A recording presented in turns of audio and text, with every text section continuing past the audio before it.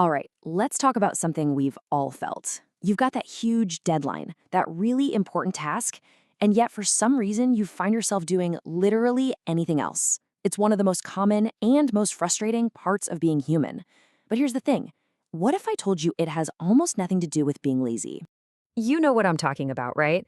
That big report is due tomorrow, but all of a sudden, alphabetizing your spice rack feels like the most critical mission on the planet. It feels completely irrational because, well, it is. And that feeling, that's actually the key to understanding what's really going on inside our heads.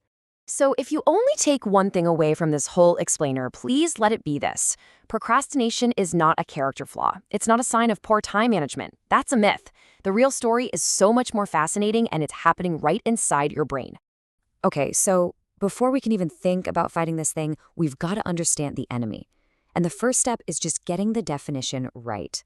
Because, it's not just any old delay.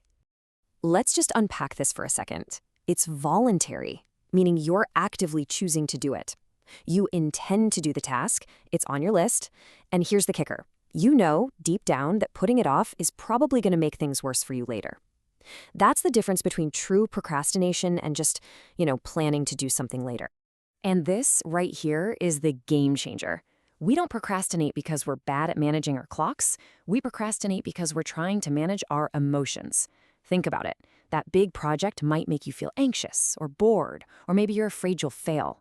Pushing it away gives you this instant sense of relief from those bad feelings, even though it just creates a bigger storm of stress down the road. So, that insight takes us directly into the science, because what's happening is a literal battle inside your head. It's a tug of war between two very different parts of your brain, and they're both fighting for control. So on one side of the rope, you've got your limbic system. This is the ancient, emotional, toddler part of your brain. It just wants to feel good right now and avoid anything unpleasant. And on the other side, you've got your prefrontal cortex, the more evolved, adult-in-the-room part of your brain that handles planning and long-term goals. When you procrastinate, it's because your limbic system is winning. It's basically throwing a tantrum and shouting down that logical voice of your prefrontal cortex. And this whole internal battle is kind of rigged against us, thanks to this little cognitive glitch called present bias. See, our brains are hardwired to value immediate rewards way more than future ones. So the relief you feel from watching just one more YouTube video right now feels so much more real and powerful than the distant satisfaction of finishing your work a week from now. Now, what if I told you that scientists have actually come up with a formula to model this whole dynamic? It's called temporal motivation theory, and it does a pretty amazing job of explaining why our drive to get things done can jump around so much. Now, don't get hung up on the math you see on the screen. Just think of your motivation like it's a seesaw, okay? On one side, you have all the good stuff that pushes you up, how much you actually want the reward, and how confident you are that you can get it done.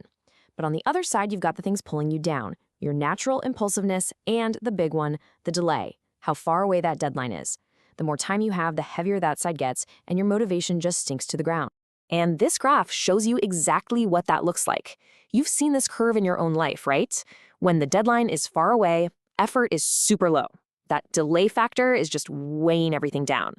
But as you get closer and closer to the deadline, that weight just vanishes. And what happens? Your motivation skyrockets in that classic last-minute panic. This is that frantic rush that finally gets us to do the work. Okay, so we get the why. Now let's get to the how. And here's the great news. Understanding the science actually gives us a roadmap with concrete strategies we can use to fight back. So let's build your own personal anti-procrastination toolkit. And what the research shows is pretty incredible.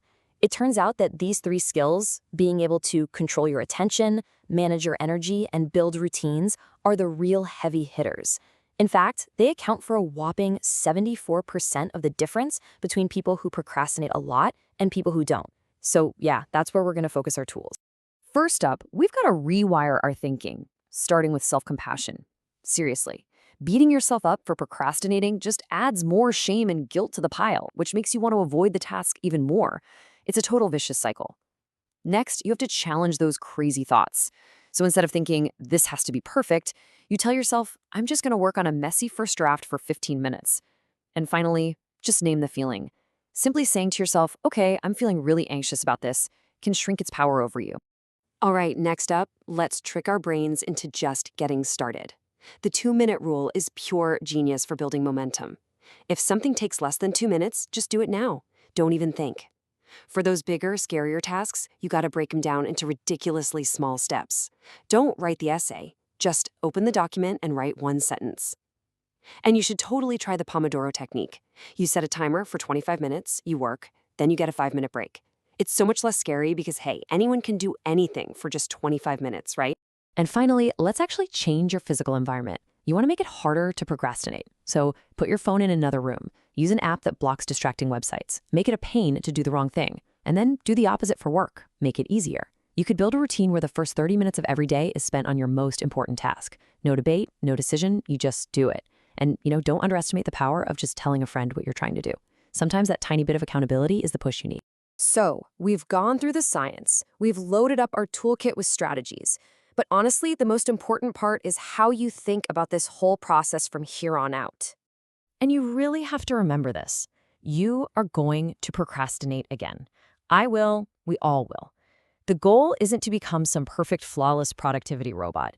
It's just about getting better at noticing why you're putting something off and having the right tools to get back on track a little bit faster each time.